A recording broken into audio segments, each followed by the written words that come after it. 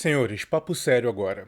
Um dos maiores desafios dos homens de modo geral é manter a admiração da sua esposa ao longo do relacionamento. E pior, no casamento, onde o foco não é apenas o casal, mas agora o filho e o patrimônio. Então, com tantas áreas da vida se misturando, continuar mantendo aquela performance que faz com que a mulher que você tem do lado continue te admirando como se fossem eternos namorados é dificílimo de ser praticado.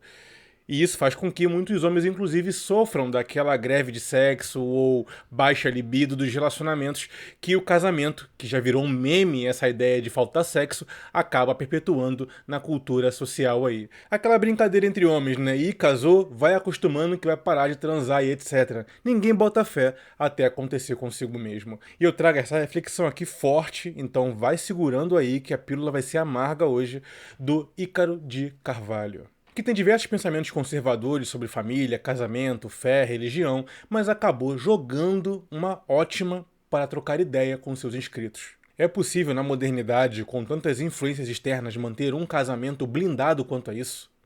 Acompanha comigo. Acredito que toda mulher ela nasce com uma inclinação natural a buscar a tranquilidade do seu lar, a buscar a criação da sua família, a buscar o cuidado e o amor dos seus filhos e a buscar a segurança do seu marido. É claro que alguns padrões de consumo foram criados pela mídia, pelas relações sociais, pelas superestruturas sociais, mas bicho, você não briga com 3 milhões de anos de evolução, meu irmão. Existem inclinações naturais que foram criadas por centenas de milhares de anos, se não milhões de anos de evolução. Santo Agostinho falava que todo pecado clama pelo perdão. Eu acredito que biologicamente toda mulher clama pelo controle.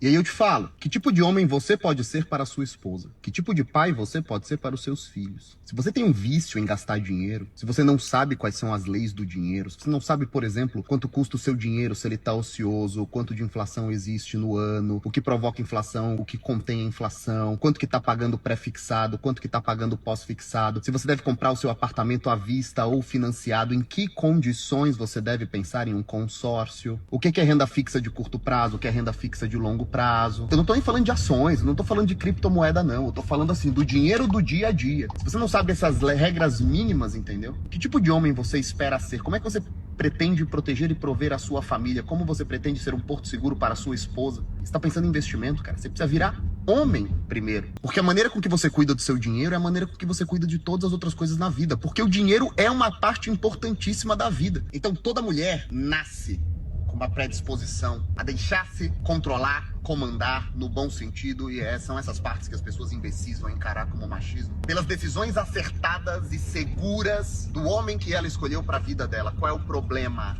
Esses caras estão jogando videogame, esses caras estão vendo Netflix, esses caras estão assistindo Vingadores, esses caras estão torcendo para joguinho de desenho animado ser lançado até o fim do ano. Imediatamente o que acontece? A mulher começa a tomar essas decisões.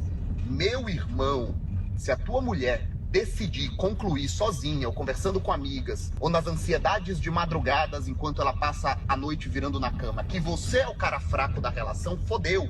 Cara, e por que eu digo que fodeu? Porque fodeu mesmo. Porque o padrão vai ser o mesmo, cara. O padrão que eu enxergo todos os dias. A mulher começa a... Ela percebe que ela tá sozinha. Ela percebe que ela tem que tomar as decisões financeiras. Ela percebe que ela tem que decidir se ela vai trocar de apartamento ou não. Ela percebe que ela tem que decidir quanto ela poupa, quanto ela gasta, como conter as contas. Isso enquanto o marido continua gastando.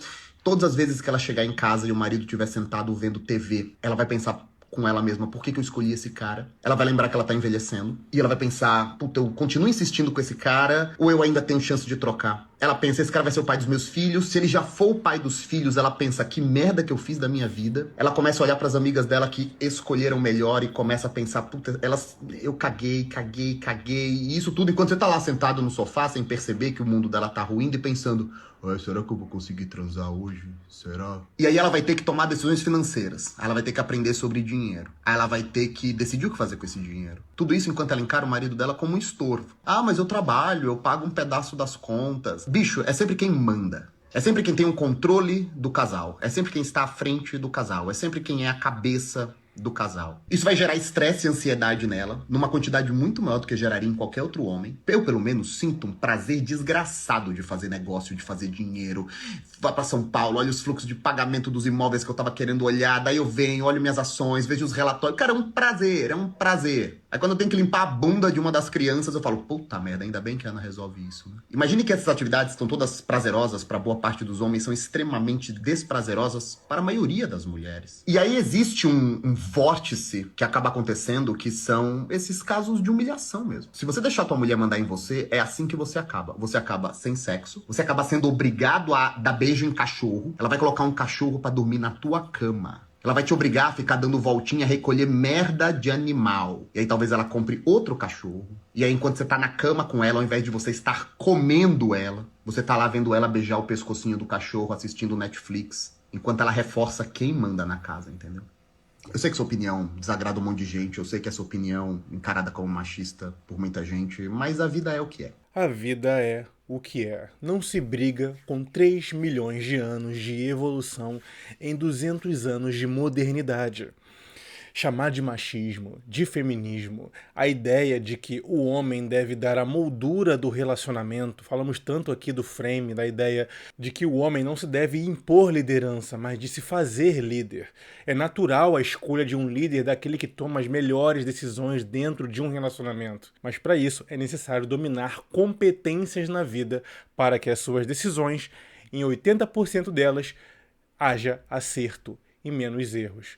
Porque é nesse contrabalanço que a mulher vai sentir que pode descansar ao lado do homem. Mas esse debate que estamos fazendo aqui, as mulheres não podem fazer entre elas. Isso por quê? Porque a modernidade da era do feminismo faz um círculo do silêncio, onde todas sentem isso, mas não podem dizer, porque o discurso público da mulher é o de liberação sexual, do empoderamento feminino. Então, se ela demonstrar que não quer ser essa mulher empoderada, que quer um homem que tenha estrutura e lidere emocionalmente o relacionamento, ela acaba sendo rechaçada pelos grupos de mulheres que diziam a acolher.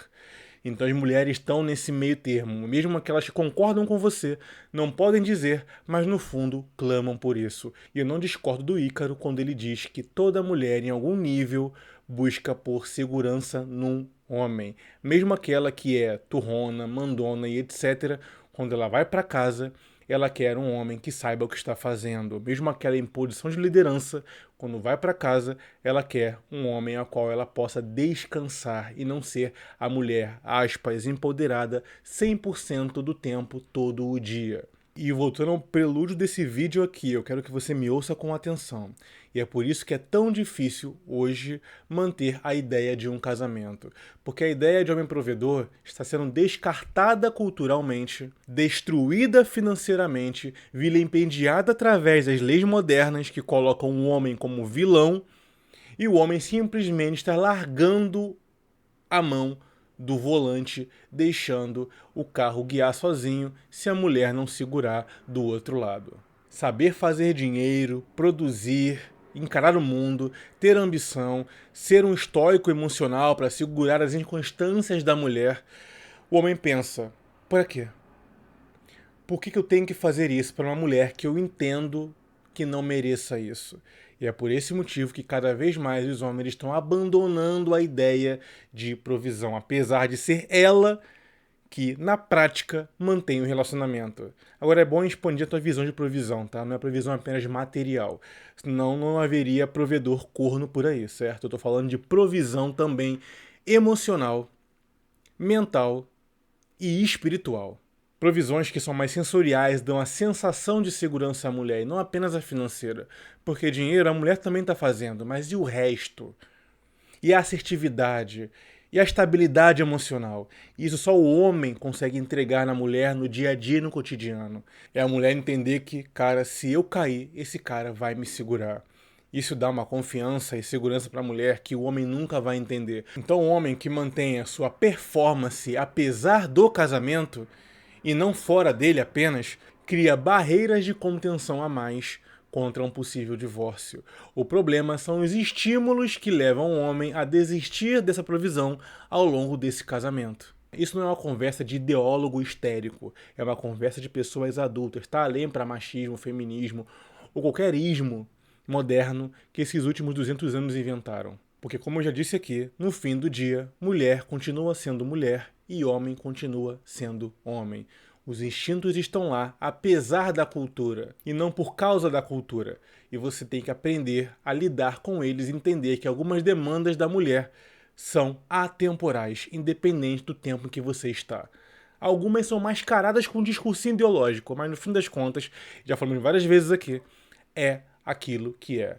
O homem que para de performar no casamento perde a admiração da mulher.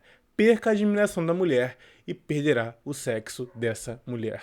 Bem, papo dado, senhores. Eu sei que muito da opinião do Ícaro tá ali com vários perfumes conservadores ao longo do discurso dele, mas o essencial, se entendido, pode salvar você de péssimas escolhas na sua vida. Inclusive para aqueles irmãos que já estão casados.